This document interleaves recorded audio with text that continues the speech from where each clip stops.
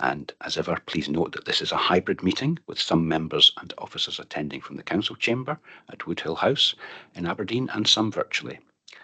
The meeting will be live streamed and the recording of the public part of the meeting will be published online after the meeting. If possible, can all virtual attendees activate their cameras for the duration of the meeting?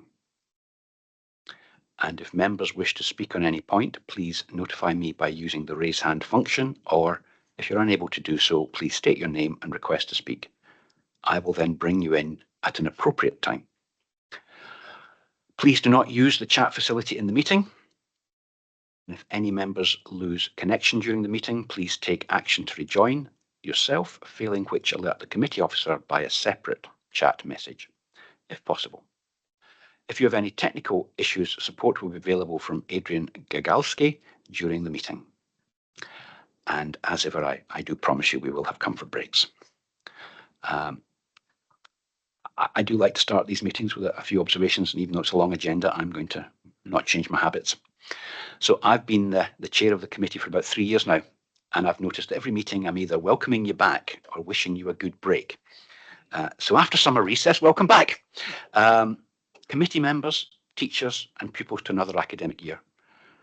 But also those who work with our children's services teams. I hope you too manage some downtime.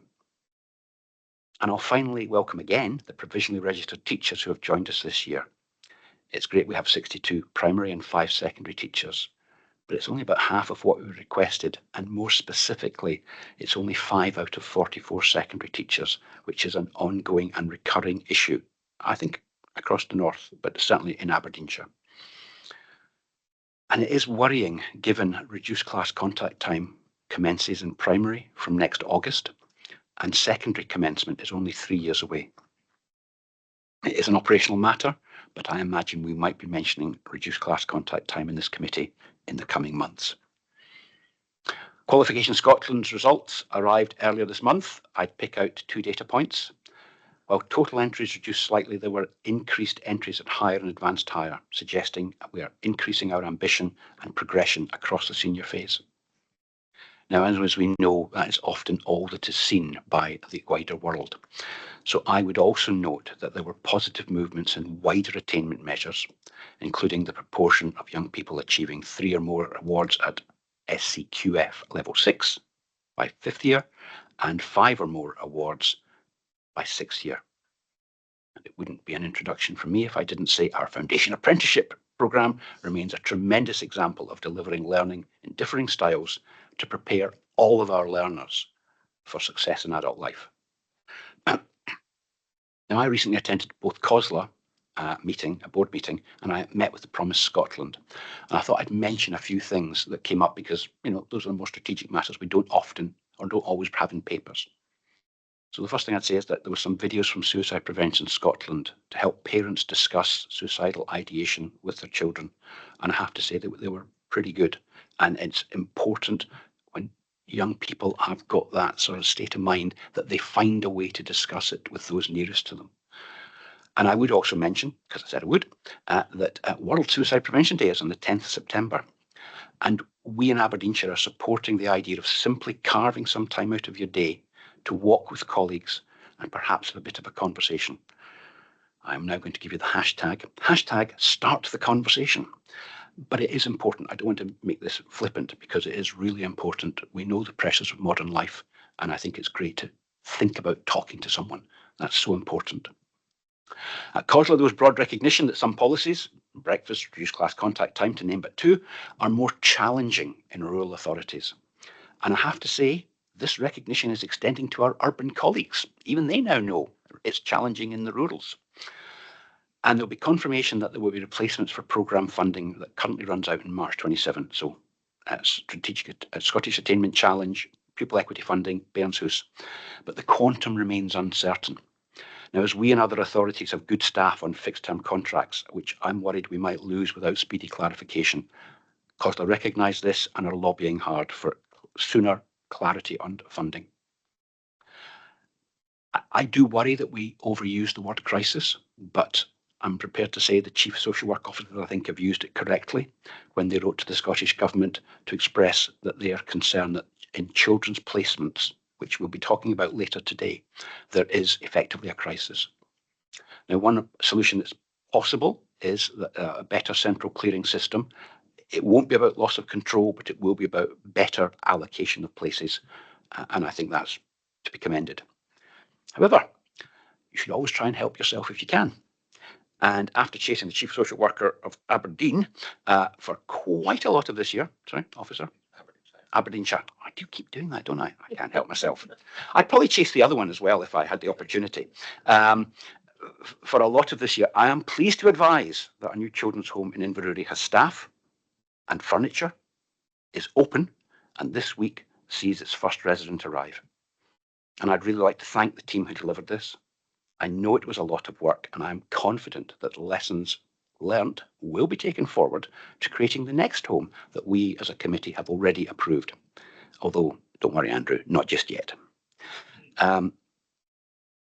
Final thing I'm going to do, or second final thing I'm going to do is actually there's a person in here who many of you won't recognise, and that is a new trainee solicitor we have, Abdullah Siddiqui. And welcome, Abdullah. I hope you find this interesting. Thank you. Thank you. It's okay. You're welcome. Right, so I am now going to go to finally. This is a lengthy agenda, as many of you have commented to me, but there are many important papers. So in recognition of the length and recognising people's various other commitments towards the end of the day, I've asked that we take the two children and young people's papers together. So it's the historic report plus the future-looking plan, and I hope that will make this slightly shorter. And I've been promised, and I so far believe it's correct, October will be a much shorter agenda because we're going to try and build in an ECS transformation workshop, which we prefer to be in person if it was possible after the October ECS meeting. And you'll all be pleased to hear that's me. So let's move on. It is the Sederant and Declaration of Members' Interests, and I'll ask Alison MacLeod, our committee officer, to take the Sederant. Thank you, Chair. We have no apologies today, so I'll just go straight to the roll call. Councillor Keating. Present. Councillor Simpson. Present. Councillor Bell. I'm here, Alison. Councillor Mr. Billsland. Present. Councillor Crowson. Present. Ms. Eade. Present.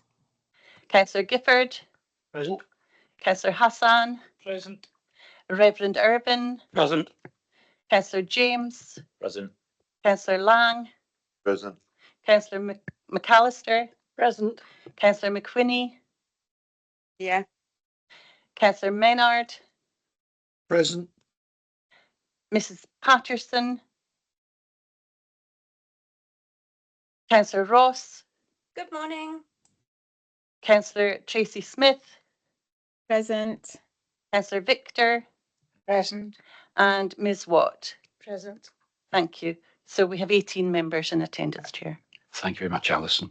So we'll move on to Declaration of Members' Interests. So do members have any interest to declare? And if so, indicate now by the hands up function, and I will bring you in. And as I'll be honest, Jeff, I somewhat suspected Councillor Crowson. Yeah, thanks, Chair. Just a transparency statement by way of myself and my wife being foster carers and having a child that attends ASN school. There is small interest in almost every item agenda, but nothing that would stop me participating in the items. So I'll stay and take part. Thank you very much, Jeff. That's clear. And thank you for sharing that. And then Ms. Watt. Good morning. Another transparency statement in this huge agenda. So I'm thinking it's mainly items 7 and 13, just because I work in an ESN school part-time. But they've applied the objective test and have concluded that there's no interest to declare. Thank you very much, Ms. Watt. That's clear. And that's all the hands I see. So you'll note that Nest Call are not on the papers today. So we'll move on to the Statement on Equalities, and I'll read it out. So we've been asked to consider, and if so decided, adopt the following resolution. Firstly, to have due regard to the need to eliminate discrimination, harassment and victimisation. To advance equality of opportunity between those who share a protected characteristic and persons who do not share it, and to foster good relations between those who share a protected characteristic and persons who do not share it. And also, where an integrated impact assessment is provided, to consider its contents and take those into account when reaching a decision. So I'd like you all to kind of agree, if you could, verbally, and if anybody does have a problem, stick your hand up. Agreed. Agreed. Agreed. I see no hands. Thank you very much, colleagues. So let's move on to exempt information. Can we agree that the public and media representatives be excluded from the meeting for items 18 and 19 on the grounds that it involves the likely disclosure of exempt information? And again, if any member has a problem with that, could you please raise your hand? Agreed. Agreed. Thank you very much. I appreciate that. So we'll now move on to the minutes of the meeting of Education and Children's Services Committee of the 21st of May 26. Again, we're asked to approve the minute as a correct record of proceedings. If any members do not agree, again, raise hand, or you may shout agree if you wish. Thank you. And I see no hands, so we'll take those minutes as approved. Thank you very much. So we move on to item 4, statement of outstanding business. Lawrence will take us through this, and it presents the outstanding actions from previous meetings of the Education and Children's Services Committee. Thank you, Chair, and good morning, members. It's good to be back and lovely to see you all today. So you'll note perhaps a change in the first item, additional support needs review. This had a date of December 2026, but we've pushed it back to January 2027. And you'll note in the progress to date column why we've done that. Feedback from head teachers will be essential, and in discussion with Susan and in Susan's discussions with Karen, felt that rather than sending out a survey and just getting responses like that, it would be useful to spend time with head teachers just talking through some of the challenges, some of the successes, the issues, and so on. So Susan has got dates scheduled in for between now and Christmas for head teacher area days that Karen will attend to gather that feedback. So that will allow us to feedback in January. And I should, and this is my mistake, I should have updated item 2 at the same time. And I might actually look to merge items 1 and 2 because they're actually very much the same thing. It's looking at where we're going to go next in relation to additional support needs in our overall strategy and governance around about additional support needs. So I'll look to merge those 2 items if committee are happy with that. If I then turn our attention down to item 7, I'd be seeking to remove the second part because that email from Liam was distributed to you on the 11th of June, so you've got that information. And then item 8, that has now been completed and was shared with you on the 22nd of May, so I'd be seeking to remove that from the statement. And normally these would be shaded, so I don't know why that hasn't happened this time, but hopefully that's all in order, Chair. Thank you. Okay, that's clear, Lawrence, and I agree. I was thinking, gosh, there's nothing coming off this this list, but I see the 2 you're suggesting. And Councillor James, however, has a question. Yeah, thanks, Chair. It's just on Lawrence's comments regarding the ASN points. I personally have no issue with merging them, provided we don't lose sight of the 2 different streams of work that were highlighted in those points, one being direct impact of our enhanced provision changes, the other being the wider ASN picture, which I'm sure it will, but just to confirm that. Thank you. Yeah, thanks. And I'll just for the record, absolutely, the report that comes back will cover both of those, Councillor James. Thank you. Okay, I see no more hands. So are we agreed, therefore, that what I'm going to call 7B and 8 are complete and can be removed? Yes, we are. Thank you very much. So we'll move on now to paper 5, which is the financial performance. And Lawrence is again presenting, supported by Diane Bain, first quarter financial. Thank you, Chair. So yes, this report provides you with the Q1 financial position for ECS and highlights the key pressures, risks and opportunities across the Directorate. So we continue to operate in a very challenging financial environment. Everybody is fully aware of that, and the report is highlighting a forecast overspend at this point in the year of £0.763 million, just over £750,000. Reflecting a combination of demand-led pressures, increasing costs associated with our estate and the ongoing requirement to deliver significant savings. At the same time, the report demonstrates the continued focus across the Directorate on active financial management. We saw some really good progress last year. That work continues under Anne-Marie's good stewardship, with mitigating actions being taken and close monitoring of budget savings, delivery and our reserves position. So whilst there are areas of risk, particularly within our statutory and demand-led services and out of authority placements and so on and so forth, I would reassure members that officers continue to work relentlessly and proactively to manage these pressures whilst maintaining a strong focus on delivering positive outcomes for our young people, families and communities. And Diane, Anne-Marie and I can respond to any specific comments or queries that you may have. Thank you, Chair. Thank you very much, Lawrence. So I think I saw a couple of hands at least. Oh, I see three. So Councillor James, Matthew. Yeah, thanks, Chair, and thanks, Lawrence, for the introduction to this. I think starting off, I'm actually just going to thank the officers for the improving format of this report. I think it's really helpful to digest information. It certainly has improved over the last year or so, particularly around the risk management sections, which I think has probably picked up a few of the comments we've had here in the past. So it's really quite clear to see where things are going.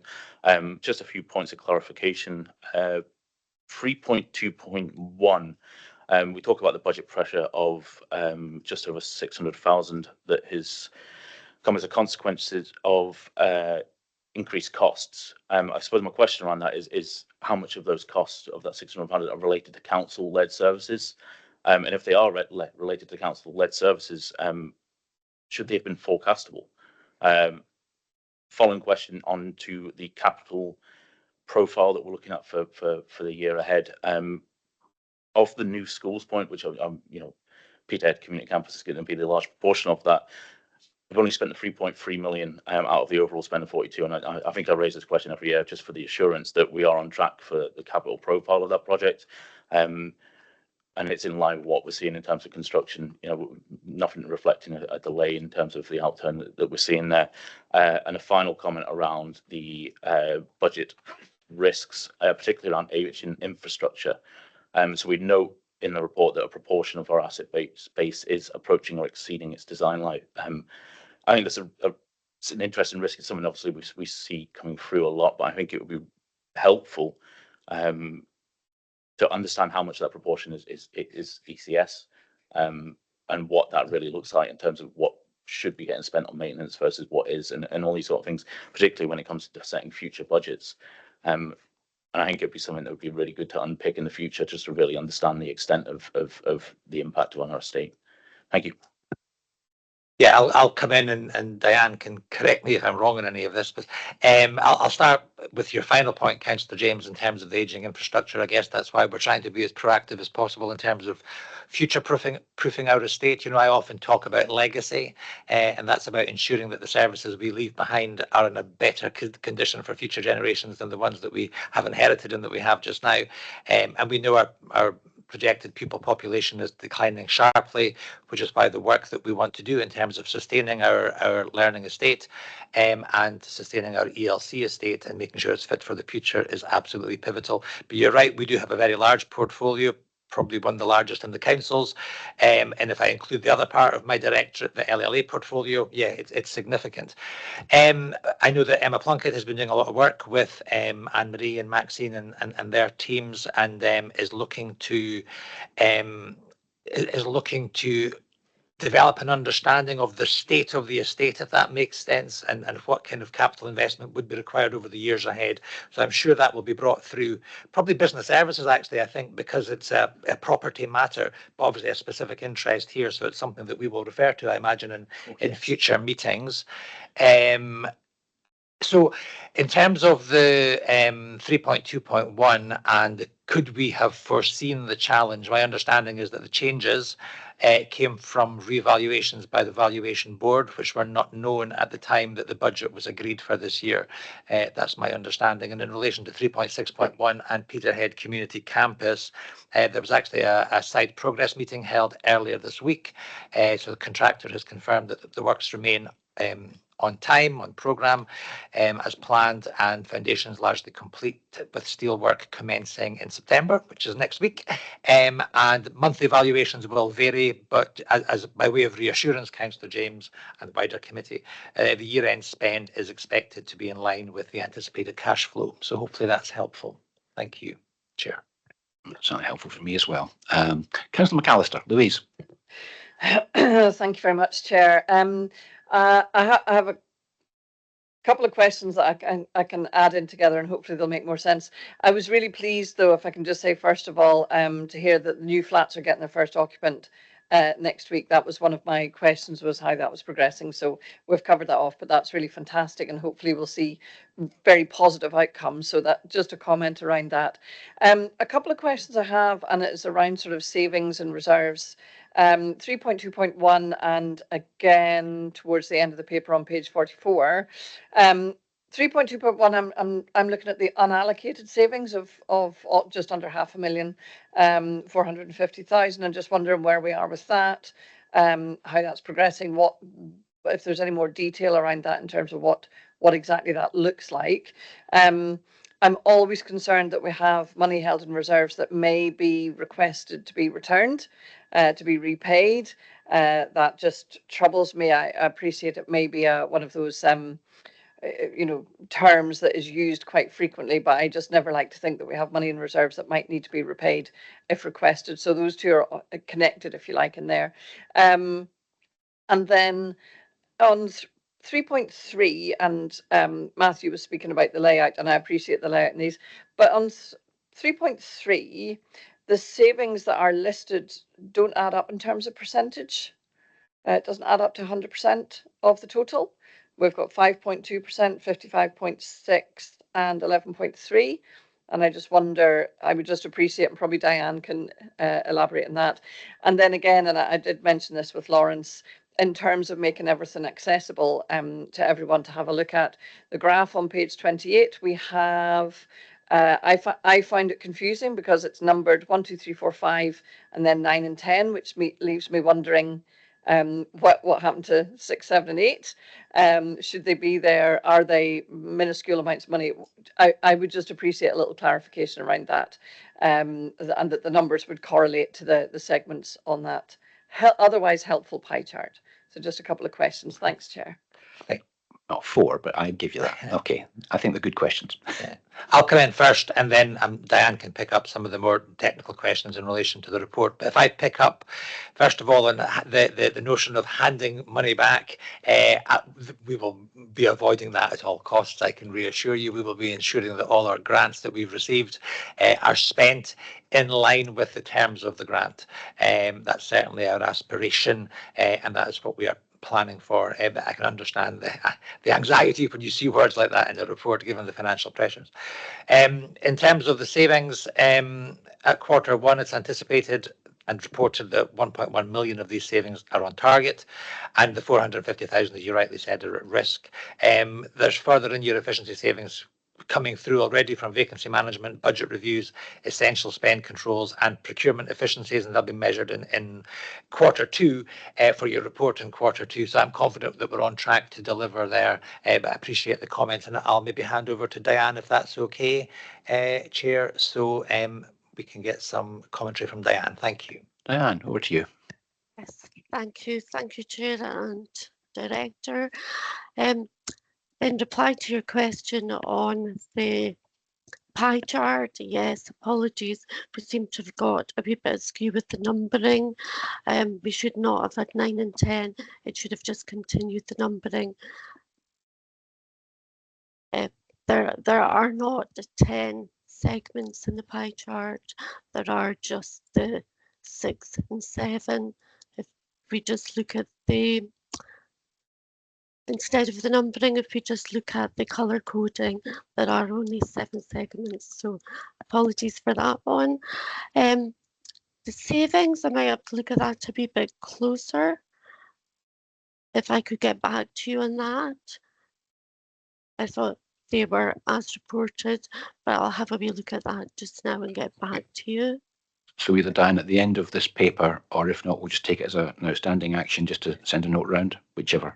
Yes, please. Okay. Yeah, thanks very much, Diane. It's one of those things I'm registered as just calculate, so these wee things kind of throw me sideways. So that's really helpful. Thank you. Thank you, Chair. Okay, thank you. And we'll move on to Councillor Ross. Anne. Thank you and good morning. I just have a couple of questions, please. It's been illustrated that there are ongoing risks around implementing reductions in class contact time. How is this going to be mitigated, please, in the real lived experienced world? That's my first question. And secondly, are staffing underspends being achieved through vacant posts rather than efficiency improvements? Thank you. Thank you very much, Councillor Ross. I'll give that to Lawrence.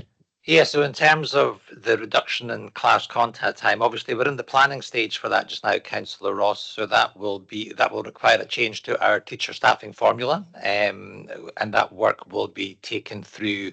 In fact, Anne-Marie was emailing colleagues yesterday in relation to that formula, and we'll have to take that through LNCT to ensure that's agreed. Apologies, an acronym, Local Negotiating Committee for Teachers. So that will be done through that mechanism, and we will seek to implement it in line with the agreement that's been achieved between Scottish Government and COSLA. But you asked what that means in the real world. So what that means in the real world is that teachers will be teaching for 1.5 hours less per week than they currently do, and they'll have that time for preparation, for correction, for personal time, for development, etc., to keep up with all the changes that we have constantly in Scottish education and so on. So that will be the difference on the ground.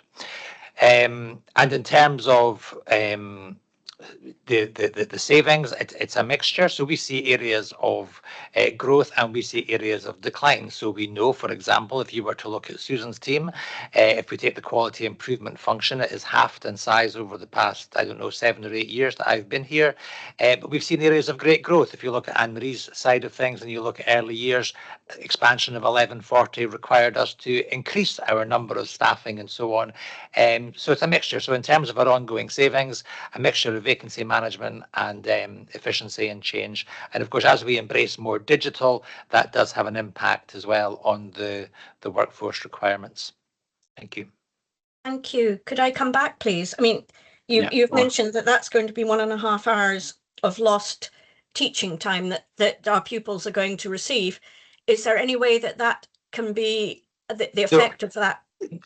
No, sorry, I think you misunderstood me. Teachers will be teaching. No, not at all. And maybe I didn't explain it particularly clearly. So teachers will be teaching for 1.5 hours less per week in front of a class.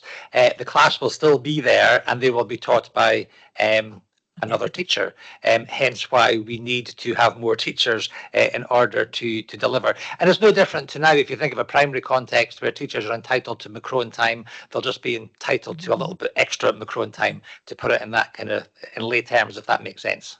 Thank you. I misunderstood you there, and I was actually going to come back with how is that going to affect the teacher numbers that we've got, with probationary teachers, etc.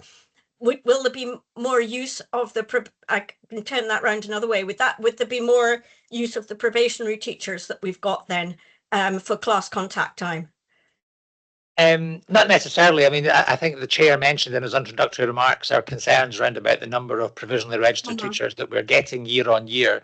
But they would not be used, if you like, for that purpose, because although they are provisionally registered teachers, they're new to the profession, they are given their classes, their timetable, so they can build up their expertise in terms of the craft of teaching. They're not used to cover, if you like, at all. Okay. Thank you for that clarification. Thank you. Thank you, Councillor Ross. And Councillor Gifford. Jim. Yeah, thanks, Chair. No, but we're obviously quite early in the financial year, but it looks okay just now, so long may that continue. My question is really about something that isn't in the report. For the last many years, we had a threat of clawback of substantial amounts of money for not maintaining our teacher numbers. Has that threat not been imposed on us this year? Yeah, through you, Chair, my understanding in conversation with government is that has now been removed as a threat, as it were, and there will be a move nationally, I believe, to look at a pupil-teacher ratio, which we have long said is a much better measure, if you like, in terms of the amount of teachers that you need in your system. I finally listened to what you've been saying for a while, Director. Well done. That's great. Thank you very much, Jim. Councillor McWhinney. Leanne. Thanks, Chair. I want to go back to what Councillor McAllister was talking about the government grants that are held in reserve. And I acknowledge what Lawrence was saying, that he's got every intention of using them and not having to pay them back. But it's just it's quite a substantial amount of money, and none of it's, or very little of it's been projected to be spent this year. I just wonder if we could get a wee bit more clarification on why. We've had some, yeah, through you, Chair, Councillor McGuinness, we've had some changes in terms of staffing in relation to our whole family wellbeing funding. We've got a new manager in there, which has just resulted in some delay. And of course, this money requires us to work closely with our partners, and we need partners to come forward with bids that are appropriate and meet the grant conditions. So we've had to do a fair amount of work with our partners as well to get them to understand that the bids they put in can't be business as usual. They need to be coming up with things that are different, new, innovative, and so on, in order to attract the funding. So it's just taken some time, just given personnel changes and so on. But we are confident. I'm looking at Andrew, who's smiling and nodding, that we can get that money spent. Thank you. Okay, I see no more hands. So I'm going to echo Councillor James's comments. That I mean, this, against the papers we were seeing 3 years ago, I think is really improved, and I do appreciate it. And I think the fact of the questions we've had, I think more members are getting better access to the financial position. So in the context of this is really a great presentation, I'm going to now have a couple of little niggles. The first one is, and you said it, Lawrence, you are confident you're on track to deliver. In which case, why are we forecasting a variance? I mean, to me, and full year forecast is what you think it will be. It is not the actuals and then hold the budget. And I know you've heard me say that before, so I just thought I'd say it here. And the second one, it's reserves. It's actually where Councillor McWhinney and Councillor McAllister were. I do think we need to just maybe make sure that where there are plans, as there may well be, to spend the whole family welfare fund, that it's reflected in this paper as well as in other papers we may be seeing at some future point today.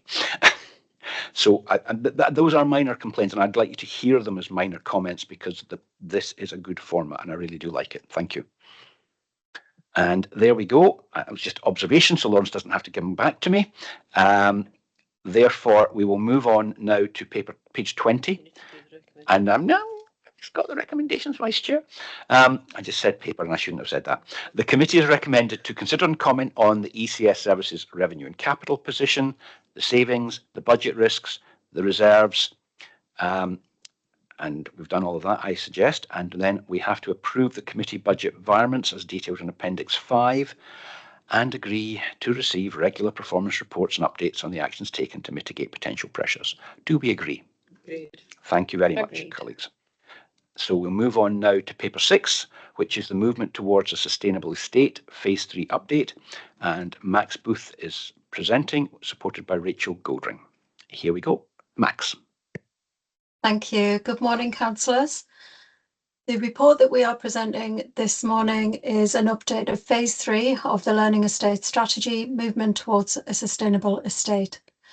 On the 18th of September 2025, there were 19,658 pupils attending primary schools and 15,946 pupils attending secondary schools in Aberdeenshire.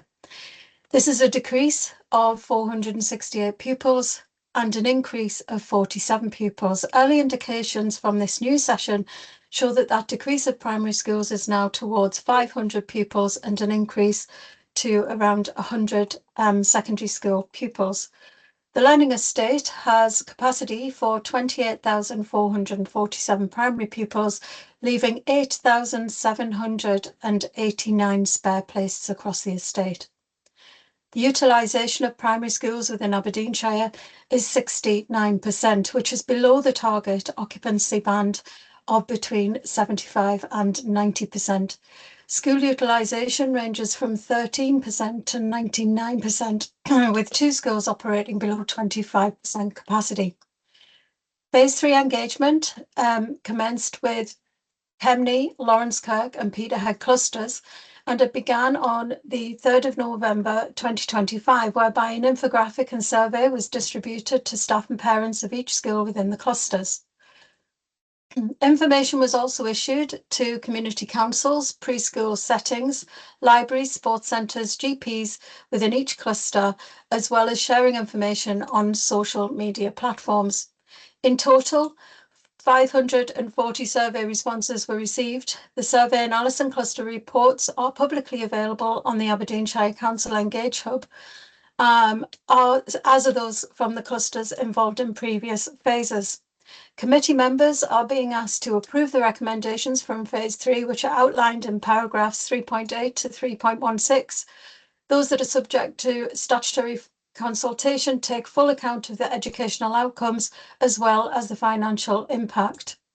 In line with the recommendations arising from previous reviews, it was agreed that the capacity of schools that include dedicated enhanced provision and complex needs provision would be reviewed. The schools which require capacity changes are detailed within paragraph 3.17. However, not all schools with these provisions required a change in capacity. Officers are also seeking approval to commence phase 4 engagement with the clusters of Fraserburgh, Portlethen and Stonehaven. If approved, information will be sent to the schools within these clusters and the wider community during this term. Thank you. Thank you very much, Max. And I see some hands up already. So, Councillor McWhinney, Leanne. Thanks, Chair, and thanks, Max, for the report. It's got a lot of real good information in it. I'm happy to move to phase 4. Is there any changes being made to how engagement is being done in phase 4 based on things that have been learned from phase 1 to 3, and what actual impact is the parental engagement having on the recommendations that are subsequently being made? The other one is capacity reductions. As much as I understand it and everything else, has that had any impact on the staffing levels, i.e. less kids? Is it less teachers? And what is the overall impact on the teachers and the pupils at the schools where they're not able to use large parts of the school for everyday teaching? Okay, Leanne, is that it? Yeah. Okay, thanks. Max, over to you. Thank you. The engagement that we've had with previous phases has led to the outcomes being those outcomes. We've gathered those from the surveys and from the information that we've received through schools and communities. We feel that the engagement has been positive. Parents and community are quite happy to give a lot of information about what they feel should be changed. Some of the ideas that they give can't be put forward, and I feel that we've approach that through the analysis of the details that we put back regarding the surveys. Just because a parent says something doesn't mean that it has to happen, but equally it doesn't mean that it can't happen, but it does need further engagement. So from the phases, as you can see, there are other aspects that we need to go out and communicate and engage with on the other phases, which we're still doing. So just because we're giving an update of phase 3 and phase 2 and phase 1 doesn't mean that the story stops there. There's lots of engagement that continues through. And of course, if there's any statutory consultations, that's extensive engagement and consultation. So we do learn as we go along, but we also keep going with the things that go right. So hopefully that is reassuring for you, Councillor McWhinney. The second part is there should be no difference to the schools, teachers or the pupils within the schools that we have looked at and reconfirmed the capacities where there's children in the EP and in the CMP. What we've done is we've considered the spaces that are used by these children and those that are used by mainstream, and we've realigned the capacity to match that. As spaces are becoming available because of the utilisation rates are changing, then we have been able to give more space to different parts of the school, and this needed to be allocated within the capacities appropriately, and that's what we've done. Not all schools required that because spaces hadn't been changed or different spaces had gone into, so they were able to remain as they were. Okay, thank you, Max. Is that okay, Leanne? Yep, that's fine. Thank you. Thank you very much. Miss Watt, Lisa.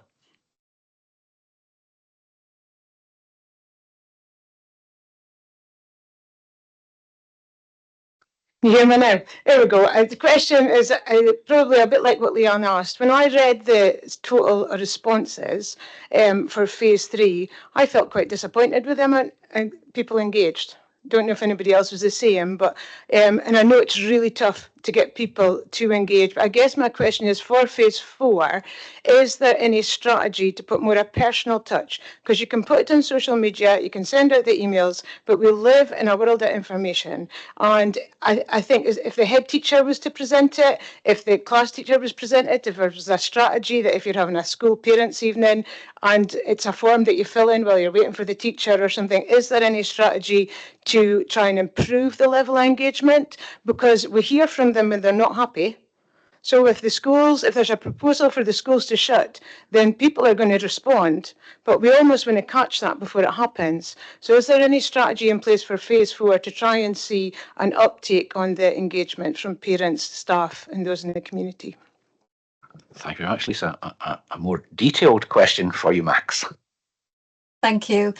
The information that we give out, the surveys, etc., do go out from the school. And we also have online sessions for the parent chairs to try and encourage the parents to take part in the surveys.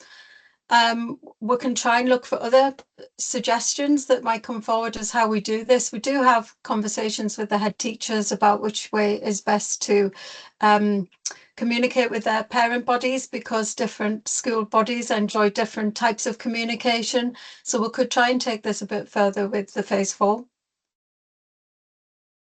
Thank you. Okay, Lisa. Yeah, I know it's a big challenge and it's difficult, but people love a QR codes to scan when they're coming into school fairs. They love it just to try and engage a wee bit more so we can catch what people are feeling before it's in crisis mode. Thank you. Thank you, Lisa. And Max will take it up as best we can. Councillor Ross, Anne, I saw your hand up. Do you want a question, or is that? I will, but I'll come in last if I may. Thank you. You come in last. Okay. Councillor Smith, Tracy. Hi, good morning, Max. Thank you for your report. Just as it's in my ward, I would just wondering if you could give a wee bit more information on 3.12, the Lawrencekirk cluster, and Lotharmuir School, Fetwick Cairn School, and various other schools. How did you decide what schools would be merged, and sort of how quickly do you think things will go? Because I'm sure that when people know, they'll be buzzing on the phone and emailing about it. Thank you. Okay, Thank Max, you. so how was that decided? There was a number of queries or suggestions through the survey about merging some of the schools in Lawrencekirk, and we know that the pupil population is beneath that of the capacity, so it is a possibility that we can put some of the schools together. We met with the cluster head teachers. We know the information that's coming through already from populations in each of the settlements, and the Lotharmuir and Fetwick Cairn seems a very good fit. The children already work together, the staff work together. The numbers as far as the children at Lotharmuir would be able to be accommodated within Fetwick Cairn School. So it seems one that's already got a bit of traction. We hope to meet with the parents very shortly. We are writing to them today. We've set up meetings should this be approved today. And it would normally take about 18 months to do a merger, but we would want that to be at a juncture of a new academic year starting. So we'll probably be looking at 2028 if the engagement preceding any consultation goes forward is pointing in that direction. So that would be around about the time scale. Thank you. Thanks, Max. Thank Is that you. okay, Tracy? Yep, happy with that. Thank you. Thank you. Councillor Ross, Anne. Thank you. And this is a generic question, but on the back of what Councillor Tracy Smith has just said, how much money are we actually proposing in saving with the merger of these schools? Do we have a target overall within Aberdeenshire about how much you're wanting to save regarding this, and a strategy regarding the savings? So I'd be interested to hear, and we'll look at use Fetwick Cairn and Lotharmuir as an example, and you look at it holistically. It includes the staff costs, the transport costs, how much will actually be, and obviously property costs, and subject to what happens to a vacant property, what would you expect? And that's hypothetical, but overall, how much you for that instance, and then overall within Aberdeenshire, how much you're hoping to save with these mergers? Thank you. I think I know the answer, but I'm going to invite the director to answer directly. Yeah, thank you, Councillor Ross. And I think we've said previously here there are no savings targets ever placed against our learning estate. What we're looking to do is to enhance the educational experience for our young people and to make best use of our assets. So this is not part of our savings strategy in any way. So we don't set any financial targets. Thank you, Chair. Okay. Thank you. Could I come back with one more point? Throughout this report and the following report, I hear about demographics. And one thing that I don't hear and it's regarding the whole council, is it's not just demographics that we're losing pupils. It's also through economics, through the, and I'm not going off on a tangent, but for example, what's happening in the North Sea. We've heard about Shell withdrawing 1,000 staff from the area. That is going to have a significant effect upon our budgets and upon our school estate as well. So I think we actually need to look at the economics of the area, not just talk about demographics, which I know are important, but it's not the sole reason for school pupil numbers reducing. Thank you. And while I do not disagree with anything you've just said, I have to be honest and say I think it is beyond the purview of the Learning Estates Review to look at the wider economic position. And I repeat, I don't disagree with the thing you've said. So I'm afraid I think I'm not going to ask the officers to answer it other than to say demographics is the data of who we need to educate, and that's what we need to focus the review on. But yes, of course, you're correct. And I'm therefore going to hand on to Councillor McAllister. Louise. Thank you very much, Chair. I think we all know we live in quite parlous times at the moment. Just a very quick question for Max around rezoning. So when we come to the conclusion of all of these, exploratory times and questions and collating all that information, so two things, and forgive me because this is the fourth iteration of this. Do we have a fifth? I can't quite recall where we are in that. Yes, Chair's nodding rapidly. I can't quite recall where we are in that. And presumably then at the end of all of this work, there is going to be a, that umbrella overview look, if we can possibly envisage it, of the whole Shire, in terms of zoning for, primary, academy, feeder schools, transport, all of these things. And we do know as well that the boundary between city and Shire is closing in upon us as well. So it's just how focused are we on that, the current zoning and how that might impact future planning. Thank you. Okay, I think the answer, first part, I think is actually 6 phases, but I'll let Max actually confirm if I've done my sums right. Thank you. It will depend on the amount of activity actually coming from phase 4 and phase 5 as to whether there would need to be a 6th phase. So we would hope it to be 5. The other question regarding rezoning, you're absolutely correct, Councillor McAllister. We are very focused now. And we've actually started, as you're aware, through the initial survey to parents of those outlying schools from central towns of all of our clusters regarding on secondary capacities.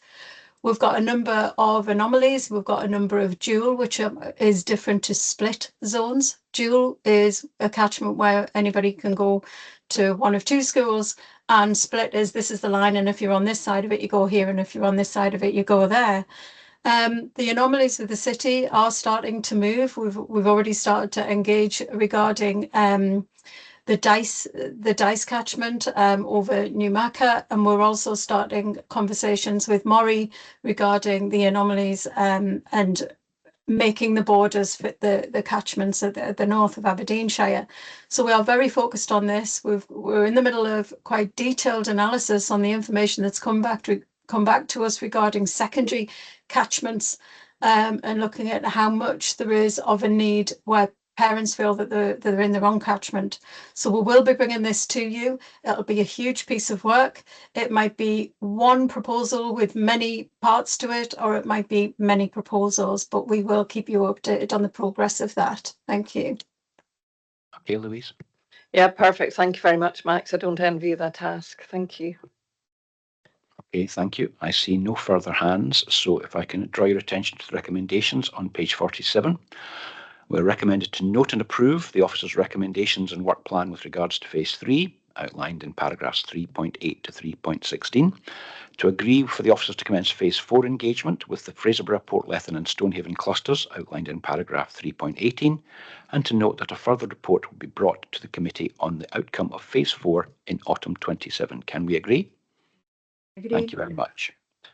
Now, looking at the clock, I'll tell you what, I think we'll try one more paper, then we'll have a break. And we can take as long as you like on this next paper. But nonetheless, I think that gets us a blank between here and 1 o'clock. So the next paper is Anne-Marie Davis-MacLeod presenting the Early Learning and Childcare Strategic Assessment and Cluster Capacity and Utilisation Reviews. Anne-Marie. Thank you, Chair. Good morning, members. So I'm very pleased to present this report to you today, which covers the Early Learning and Childcare Strategic Assessment and the Cluster Capacity and Utilisation Review. So the report presents two parts of an appendix document. Part 1 is the strategic assessment.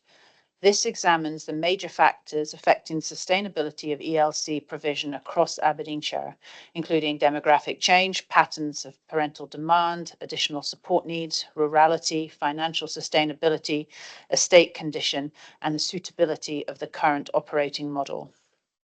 Part 2 is the Cluster Capacity and Utilisation Review. So this builds on the strategic evidence from Part 1 and applies it to a cluster level, reviewing current and projected utilisation across all 17 clusters and identifying where more detailed assessment will be required in the future. Importantly, Part 2 is not a decision-making exercise. It's almost a screening and prioritisation exercise intended to inform and scope the next stage of work. As a whole, it establishes a strategic evidence base and seeks approval for a phased programme of detailed cluster assessments and stakeholder engagement. Any future proposals arising from this work will come back to committee for consideration. The evidence in Part 1 highlights a number of significant challenges facing ELC provision, many of which are well understood by committee. The assessment identifies a 12% reduction in admissions applications for 2026-27 compared with last year, with declining demand evidence across all rurality classifications over recent years. At the same time, the service is seeing increasing complexity of need amongst children and growing pressures on resources. The report identifies annual expenditure of over 40 million across local authority and funded provider provision, and a significant proportion of these costs are fixed. Buildings, staffing, utilities, maintenance and support costs don't flex in direct proportion to falling enrolment. As demand declines, utilisation reduces and unit costs increase. The assessment therefore concludes that maintaining the current operating model unchanged over the longer term is not going to be sustainable. The purpose of this work is to ensure we plan responsibly for the future rather than simply respond to the challenges when they become acute. Part 2, in effect, provides important local perspective on those strategic challenges. The review demonstrates significant variation across Aberdeenshire, with projected utilisation ranging from 43% to 72%. And 13 of the 17 clusters are projected to experience a reduction in utilisation compared with the previous year. However, the report's equally clear that utilisation cannot and should not be viewed in isolation. Factors such as rurality, accessibility, estate considerations, population projections, parental demand and community circumstances all need to be considered alongside that utilisation data. Committee has previously considered whether spare capacity creates opportunities for alternative operating models, for example, the sale of additional ELC places. Officers are actively exploring those opportunities through an existing business case process and a proposed Pathfinder project. The capacity data certainly suggests there's headroom within the system to test alternative approaches. However, as we've discovered in previous service delivery Capacity alone does not necessarily translate into sustainable demand or recurring income. It's therefore important that we continue to deliver the business case and pathfinder work alongside this review so that future decisions are informed by evidence rather than assumptions. Committee has previously discussed issues of rurality in the context of ELC. So 55% of our local authority ELC settings are located in rural communities, and rurality is explicitly considered through the review. Future detailed assessments will carefully consider travel, accessibility, local circumstances, and the needs of vulnerable children and families. However, the report also recognises that our responsibility is to ensure sustainable access to high quality provision, rather than just assume every aspect of the current model can remain unchanged indefinitely, despite significant demographic change. Parental preference remains an important consideration too, but it's got to be balanced with quality, inclusion, sustainability, workforce considerations, and responsible use of public resources. One of the purposes of the next phase of work is to understand those trade-offs more fully and consider how they should inform future planning decisions. Finally, the report sets out a clear programme of engagement. Detailed cluster assessments will be supported and complemented by engagement with stakeholders before any future options are developed. The intention is to involve stakeholders in shaping future thinking and understanding local circumstances rather than presenting communities with predetermined decisions. A lot of the engagement helps us understand and equally helps our residents and communities understand that there are going to have to be trade-offs. We are going to have to work together to create a future fit and a future facing ELC system. So in summary, part 1 tells us that the current operating model is facing significant demographic, financial and operational pressures. Part 2 tells us where those pressures are most evident and provides a structured evidence-based approach for undertaking more detailed assessment. So the recommendation before members today is therefore not to approve any sort of change, but to approve the next stage of evidence gathering, engagement and assessment so that future decisions can be made on a robust, transparent and well-informed basis. So Chair, I commend the report to committee. I'm very happy to take any questions and I'm supported today by my colleagues Jude Richards and Gosha Summers, who have been heavily involved in the preparation of this report too. Thank you. Thank you, Anne-Marie. And I'm able to offer you some questions, starting with Councillor Victor. Catherine. Thank you, Chair. And thank you for the report. There was a lot of reading in it, I have to say. And I understand it is necessary, to forecast a demographic decline. We have to look at our ELC provision and assess that. There will be changes to ensure the sustainability of the service in the future, obviously. However, we can't disregard the needs of the families and children, whether they are in town or remote rural. Every child deserves to have the same chances to progress when young. So therefore, when we're assessing a new cluster model, we need to listen and consult with the people who are most affected by it.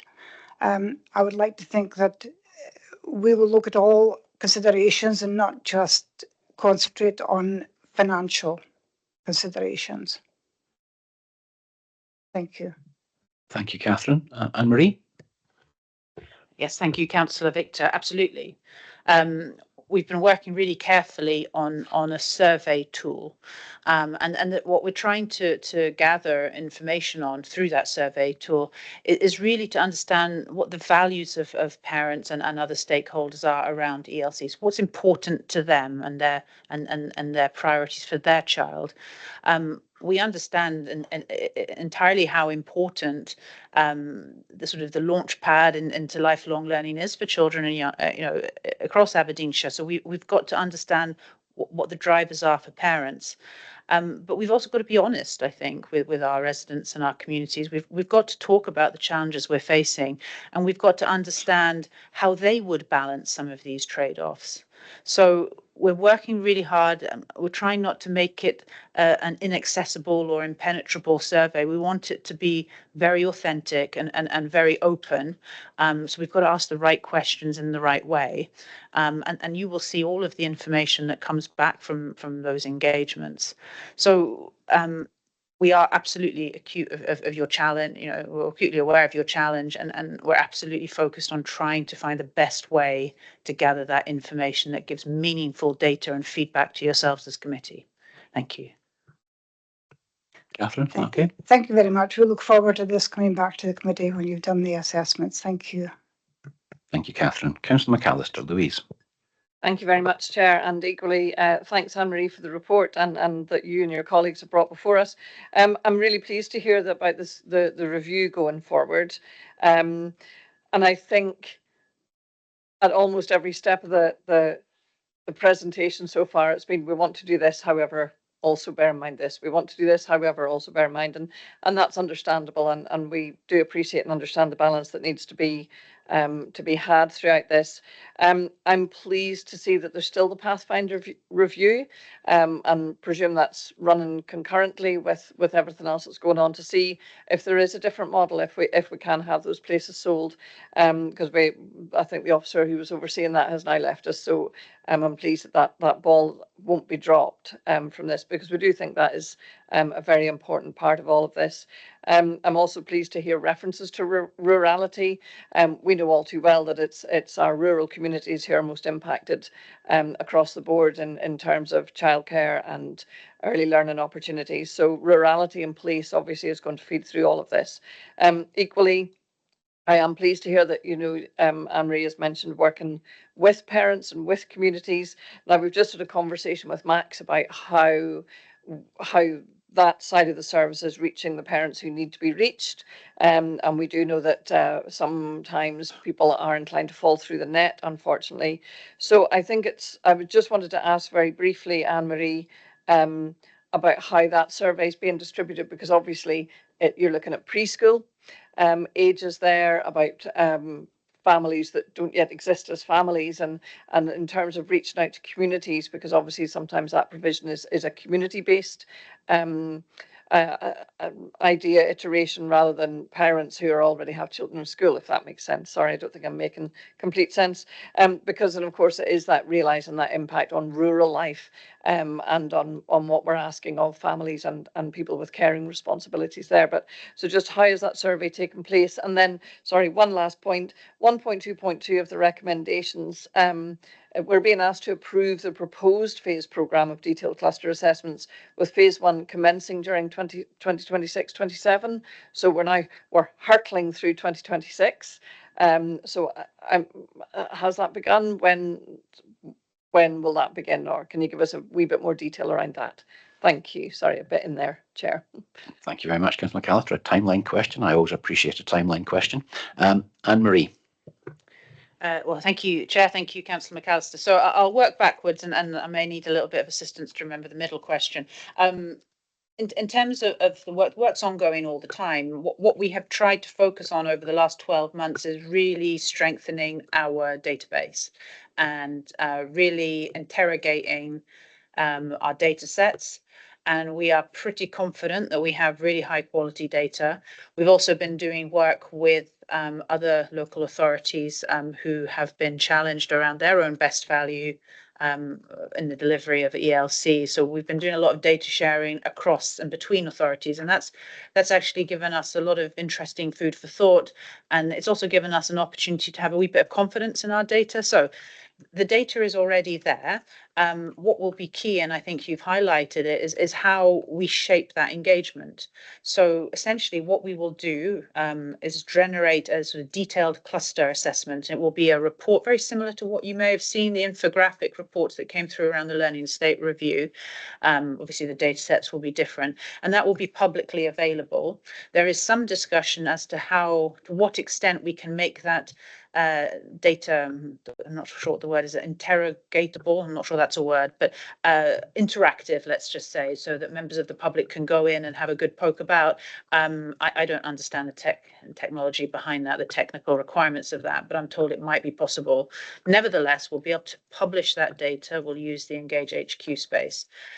So the survey will be open to stakeholders, and by that, staff members, children who perhaps have previously attended the ELC. I'm not sure we would do a meaningful survey for preschool age children, but certainly it would be available to children and young people to access, community members, community representatives, and of course parents and carers. And we'll do that on a more public facing footing, but the questionnaire will have to be structured in such a way that if you are a community member, you'll be taken down a certain path. And that will give community members the opportunity to talk about their values and their priorities, which, as we know, are often about the sustainability of rural communities.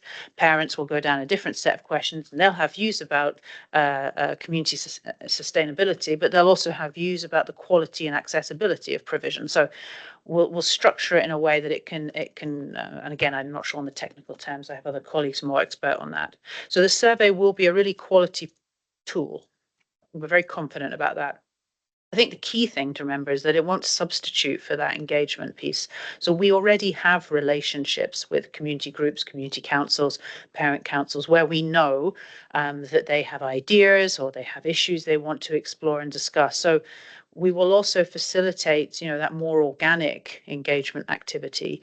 I'm not going to put in place a fixed program across all settings and spaces. We've got to work with the local intelligence, but we already have those relationships that we can tap into and build on, particularly where we're looking for opportunities for more innovative and creative approaches to delivering ELC, particularly in our most remote and very remote rural communities. So in terms of the timeline so that's the timeline. I would anticipate, I'm hopeful we will be bringing the first report, detailed cluster assessment report, back to committee.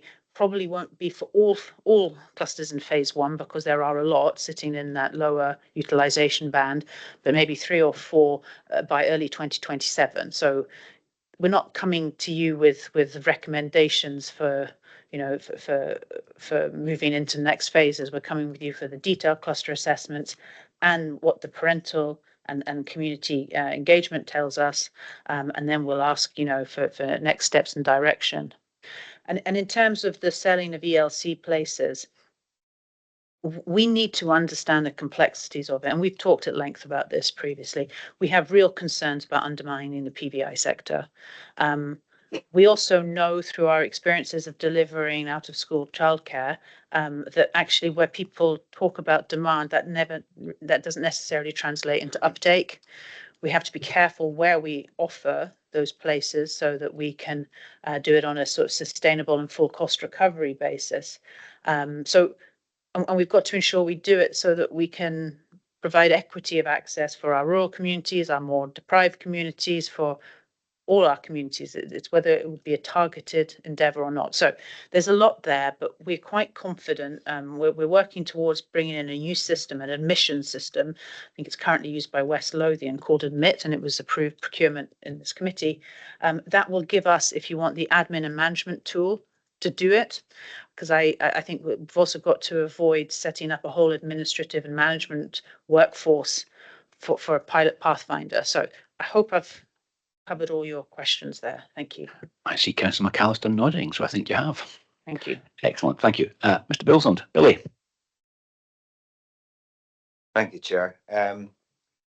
Obviously, it seems a sensible point with the demographic changes to review our early years provision, and we just hope that learning and need remain central and a priority to that is there. And we also welcome the inclusion about the impact of poverty, particularly rural poverty. We've discussed that before.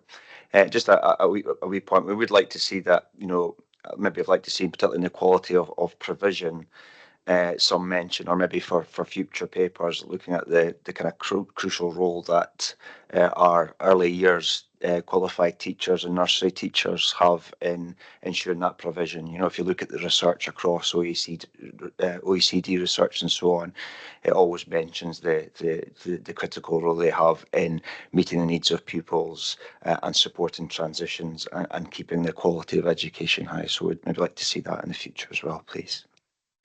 Can you manage that, Anne-Marie? She's nodding, Mr. Bilsland, so hopefully that's all right. Councillor Bell, Anne. Thank you very much, Chair, and thank you very much, Anne-Marie, for that excellent report. It's very comprehensive. On Appendix 1 and Table 9 and page 78, I was extremely concerned to see the data on Fraserburgh obviously being Fraserburgh councillor, with 19% of children attending ELC settings living within a 20% most deprived communities nationally. That does give me concern. I'm not sure, I know it's something you can answer today, but maybe Anne-Marie at some other time I could have a conversation with you regarding this, if that's okay. Thank you, Chair. Yes, of course, Councillor Bell, and I think you would see the same sort of data distribution in the primary sector as well. It's we recognise that we have two communities in Aberdeenshire where we see significant levels of deprivation at deciles 1 and 2. But as Mr. Bilsland also pointed out, we need to understand the nuances of rural poverty and how that impacts. But we were delighted to have a discussion. I might refer you to more expert colleagues than myself, though, Councillor Bells. Thank you very much. Okay, thank you, Anne. And Councillor Ross, another Anne. Anne. Thank you. And you won't be surprised to hear me talking about rural areas, which my constituency has some very remote rural within it, and rural as well. And I'm going to come back to the economics of that.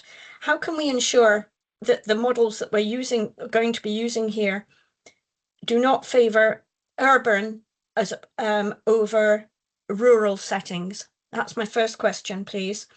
And then that brings me to travel costs. We've historically had an example of when last year certain early learning settings were part of a big conversation, I'll put it that way. And children from an early learning setting were to be transfer through a significant distance, which would have an impact on parents and poverty, etc. How are we going to ensure and account for additional travel costs when assessing the affordability and accessibility of alternative ELC provision? Thank you. Thank you, Anne. 2 questions for you, Anne-Marie. Okay, thank you, Councillor Ross. So in terms of the travel costs, we are acutely aware that there are impacts to any decision we take. We have been looking carefully at some sort of sample clusters just to understand the extent of the issue. And I think, and I would draw your attention to the relevant data sets in the report. I would have to ask a colleague to find them for me. We looked at very remote rural communities, and in fact there's only one setting that we have we have 2, but we looked at a very remote rural setting, and what was interesting is that actually the travel distances were very much confined to within that locality.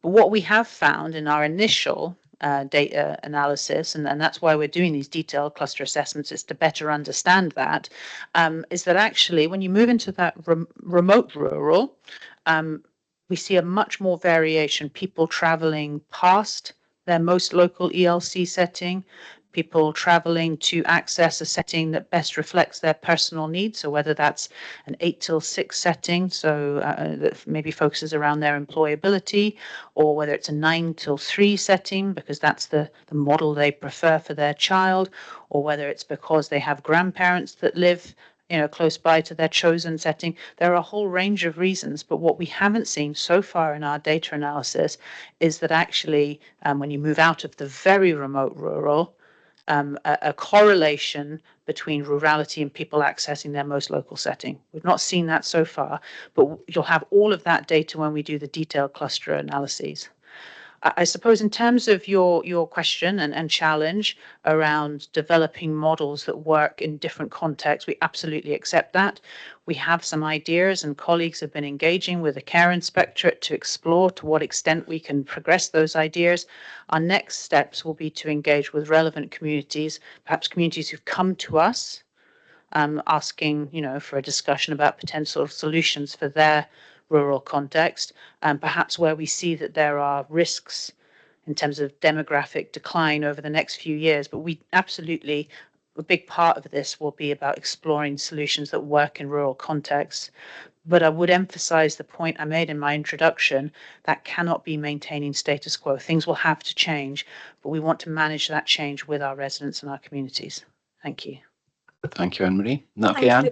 Yes, I mean, if I can come back, I go back to a previous lived experience, and it turned out that parents couldn't, if you have two children in one at primary school and one at an early learning setting, and the early learning setting is moved, the parent can't be in two places at once, and it can affect employment and therefore the economics of the areas in a rural setting, because it's more difficult to, you know, if you live in a rural setting, you rely on a car, you may only have one car.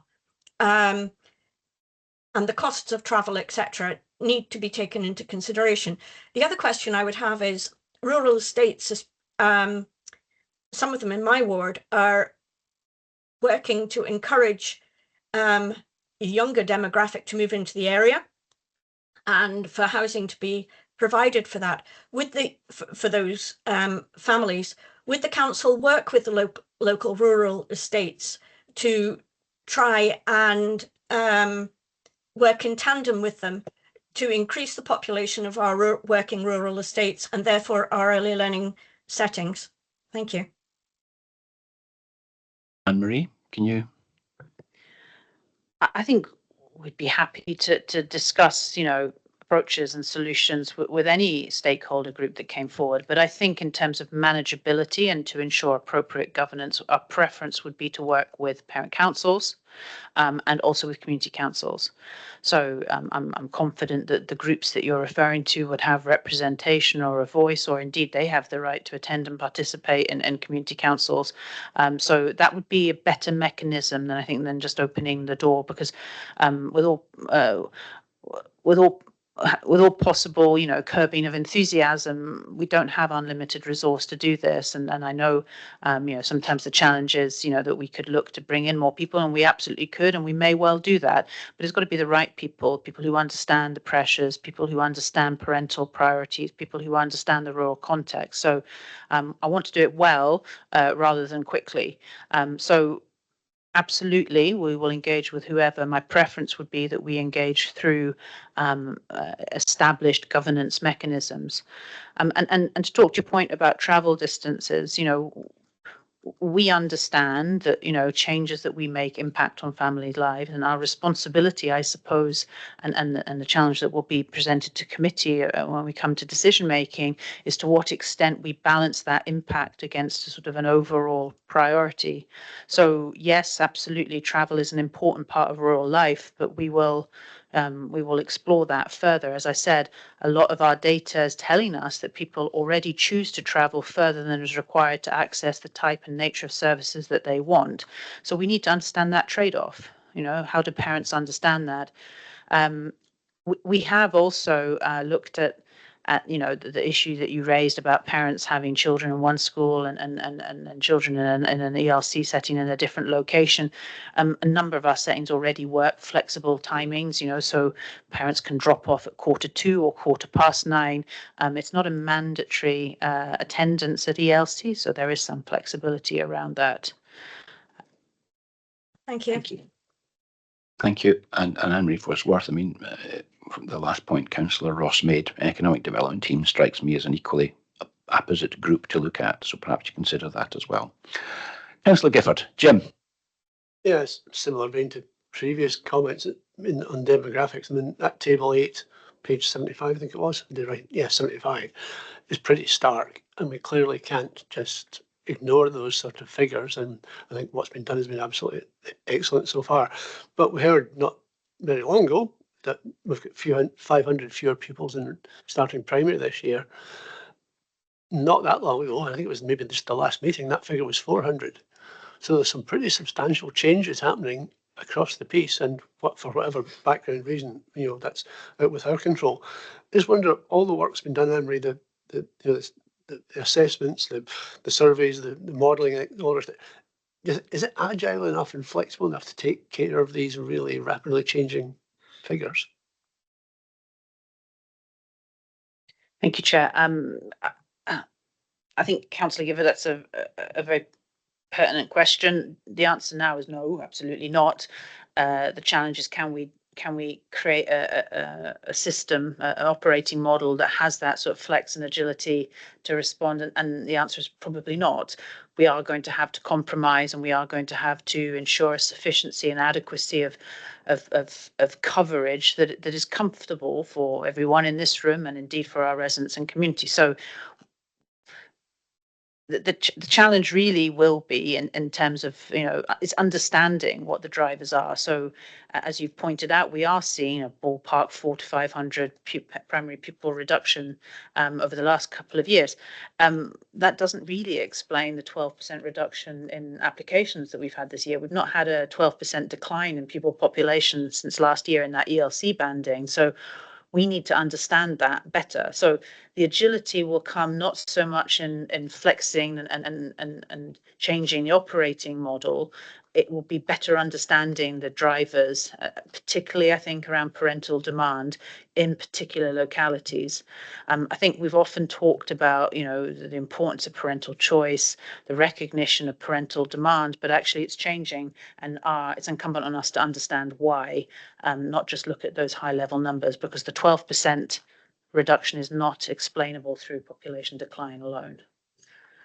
So could it be that people are wanting a shorter sort of offer, less of an offer? They don't want the full 1140. Is it something, we need to understand that, and we'll never understand that at the macro level. We need to get involved with specific communities.